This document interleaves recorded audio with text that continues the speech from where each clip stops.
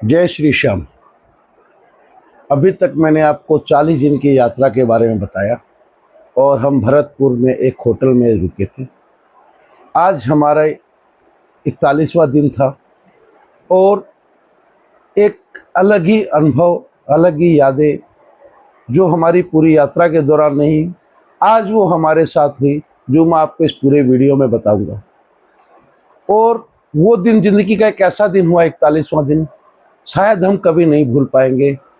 तो आप इस वीडियो को पूरा सुनिएगा तो आपको मालूम चलेगा कि ये ज़िंदगी में कैसा मेरा अनुभव और कैसा दिन रहा। हम वहाँ से निकल गए और गूगल मैप के सहारे गांव का रास्ता हमने पकड़ लिया। सुबह हम जब निकले, खाना वाना खा करके, नाश्ता करके निकल चुके थे और आगे बढ़ते चले गए। 10-15 किलोमीटर चले थे, एक जगह आई, वहाँ हमने कुछ खाना खा लिया और उसके बाद पूरे हम इंटीरियर एरिया में चले गए।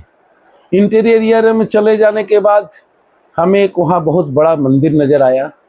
हमने वहाँ अपनी गाड़ी और निशान को रोका।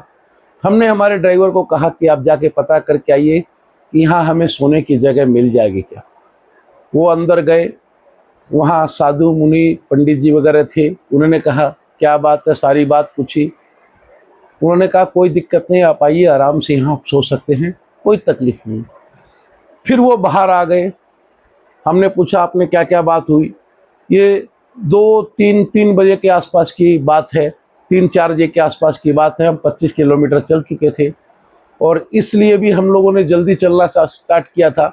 मौसम अच्छा था क्योंकि अब हमें गांव में इंटर करना था। हो सकता है 20 किलोमीटर पे भी जगह मिल जाए, हो सकता है 40 पे भी जगह मिले। ये हमारे लिए एक अलग अनुभव था।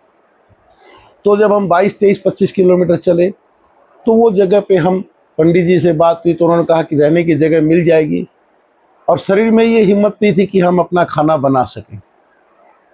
हमने कहा खाने के लिए भी आपने पूछा? बोला नहीं, हमने खाने के लिए नहीं पूछा।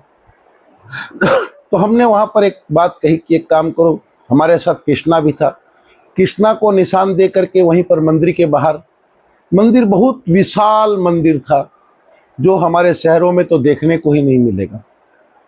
वहाँ से हम और ड्राइवर साहब दोनों गाड़ी लेके आगे बढ़े कि हम पता करके आते हैं कहाँ हमें खाने की व्यवस्था मिलेगी।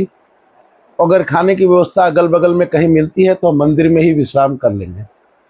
तो गांव में एक ऊंचा दरिया जिसको बोलते हैं, पहाड़ टाइप का है, ऊंचाई थी, फिर ढलान रहती है।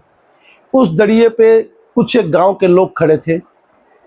हमने उनको राम राम किया, जय श्री श्याम किया और वहाँ रुक करके हमने उनसे एक चीज़ पूछी कि भाई साहब, हमें ऐसा ऐसे यात्री हैं और हमें भोजन करना है, तो यहाँ गांव में कहीं ऐसा जगह जहाँ भोजन मिल जाए या फिर कोई ढाबा हो जहाँ हम भोजन कर सकें। उस गांव के उस प्रेमी का जो जवाब था, उसने हमें ऊपर से नीचे तक हिला दिया, जो शायद आप भी सुनेंगे तो आपके भी रोंगटे खड़े हो जाएंगे। उसने कहा भाई साहब, आपकी नज़र कहाँ तक जा रही है? और हम गांव से कम 50 से 100 फुट ऊपर खड़े थे। हमने कहा पूरा गांव नज़र आ रहा है। बोला आप ये बताइए किस घर में आप भोजन करना पसंद करेंगे, उसी घर में आपको भोजन और विश्राम की व्यवस्था हो जाएगी। हमारे पास उनको बोलने के लिए कोई शब्द नहीं बचे थे कि क्या हम उनसे कहें और क्या ना कहें। हमने उनसे बस हाथ जोड़ करके और अपना सर झुका करके वहाँ से हमने कहा ठीक है भाई साहब, हम आगे से आते हैं, फिर आपको बात करके बताते हैं। क्योंकि उसका जो जवाब था वो हमें चौंका दिया। और उसके बाद हम वहाँ से 2 किलोमीटर आगे बढ़े। एक लेफ्ट साइड में एक दुकान थी, वहाँ एक बुजुर्ग आदमी खड़े थे, उनका नाम था राधे श्याम जी अग्रवाल। उनकी बाहर किराने की दुकान थी, वहीं घर था। हमने उनको प्रणाम किया और उनसे बात कही कि ऐसी ऐसी बात है, ऐसे ऐसे हम यात्री हैं। उन्होंने सीधा 2 ही शब्द हमसे कहा, आप निशान लेके आ जाइए और आज रात्रि विश्राम और भोजन आपको यहीं पर सारी व्यवस्था हो जाएगी। तो हमने कहा कोई दिक्कत तो नहीं होगी आपको? बोला कोई दिक्कत नहीं, हमारा सौभाग्य है कि कोई प्रेमी खाटू जा रहा है और हमारे गांव से जा रहा है और उसकी सेवा करने का मौका मिले। हमने उनसे हाथ जोड़कर कहा ठीक है, हम जा रहे हैं निशान लेने, हमें 2 घंटे लगेंगे क्योंकि मंदिर से उनकी दूरी करीब करीब 6 किलोमीटर की थी। क्योंकि हमने कहा कि मंदिर में जाके भी हमें कहना होगा, तो उन्होंने कहा जब मंदिर में आपने कुछ बात की है। हमने कहा मंदिर में बात की है। तो बोला आप मंदिर में जाके बोलिएगा कि राधे श्याम जी के यहाँ रुकना है, तो ही वो आपको छोड़ेंगे, नहीं तो मंदिर वाले इस मौके को नहीं छोड़ेंगे और आपको वहाँ से आने नहीं देंगे। बड़ा ही एक तालमेल था। उस गांव का नाम था कुरबरा। हम उनसे हाथ जोड़ के मंदिर में आए और मंदिर में हमने वहाँ पंडित जी वगैरह, पुजारी जी वगैरह के साथ मुलाकात की और उनसे हमने कहा ऐसा ऐसा बात है, लेकिन हम अब कुरबरा के लिए निकलेंगे। वहाँ पर व्यवस्था हो गई। उन्हें कहा आपको यहाँ क्या तकलीफ थी जो आप वहाँ चले गए? हमने कहा बोला हमारा जब भोजन बनेगा तो आपका भी भोजन बन जाता। हमें उनकी बात याद आई राधे श्याम जी की, पंडित जी हमें छोड़ेंगे नहीं, और हमने राधे श्याम जी को भी बोल दिया था कि हम आ रहे हैं।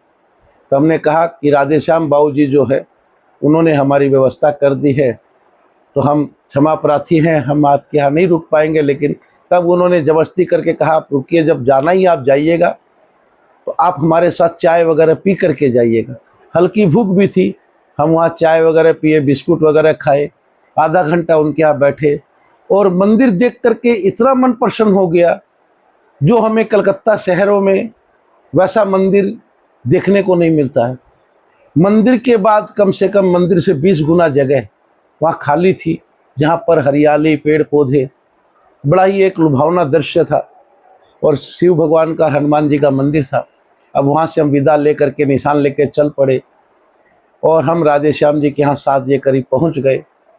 उनके घर के बाहर एक पेड़ था, उस पेड़ के पास हमने अपना निशान लगाया उनकी दुकान के पास, और वहाँ खटिया उन्होंने लगा दी थी। हम वहाँ विश्राम किए। उनकी वाइफ माने जो माता जी थी वो आई, तो उनके हमने पैर छुए और उनसे कहा, प्रणाम किया, पानी वानी दिए, चाय वाय दिए। उसके बाद उन्होंने पूछा बेटा क्या खाओगे? हमने कहा माँ जी जो बना हम खा लेंगे। बोला नहीं, खाना तो आप जो खाओगे वो बना देंगे, कोई दिक्कत नहीं है।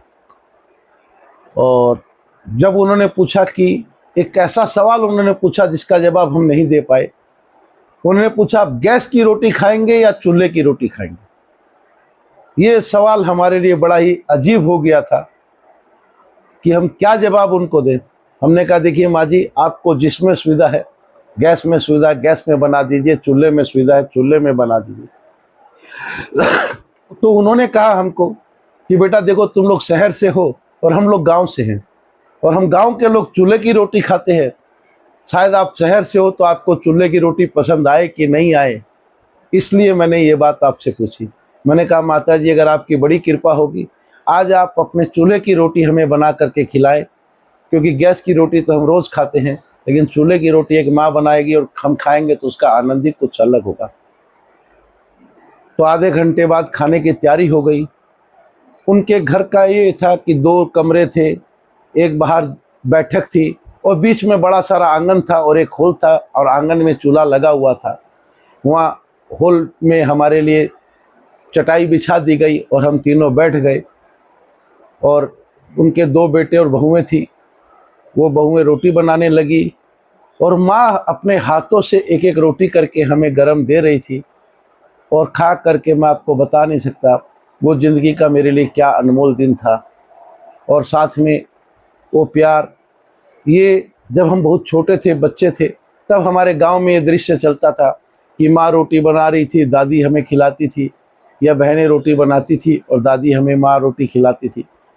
उस दिन, उस उम्र में, जब मेरी उम्र करीब करीब 40-41 साल थी, उसने मुझे 9-10 साल की उम्र को याद करा दिया। और वही माहौल, वही घर, वही चूल्हा, मतलब एकदम मैं बच्चेपन में चला गया। और उसके बाद उन्होंने, जब मैंने खाना ना खा लिया तो हम बाहर को आए कि कहाँ सोया जाएगा पूछने के लिए। तो उन्होंने, उनकी बहू अपना सामान निकाल रही थी।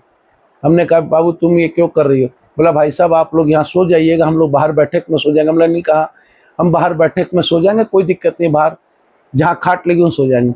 वो दिन हमने 41वें दिन की रात उस पेड़ के नीचे हमारी खाट लग गई थी और हम अपने बिस्तर निकालने जा रहे थे। तो उन माता जी ने हमसे कहा आपके बिस्तर आप अपने पास रखो, क्योंकि इस ठंड में आपके बिस्तर काम नहीं आएंगे। हमें बड़ी हंसी भी आई उस समय। वो घर से 2-2 करके गुद्दड़ लेके आए और 6 गुद्दड़ हमें दिए बोला एक बिछाना एक ऊपर से ओढ़ लेना, ठंड का मालूम भी नहीं चलेगा। और संजोग ऐसा हुआ, ये सब करते करते 9 साढ़े 9 बज गए और कुरबरा गांव के कम से कम 20 प्रेमी हमारे पास आ गए, बैठ गए। आग जलाई हुई थी, सबने बातें की, कहाँ से कैसे क्या कैसे हमने बिताया, सब चीज़ उन्होंने पूछी।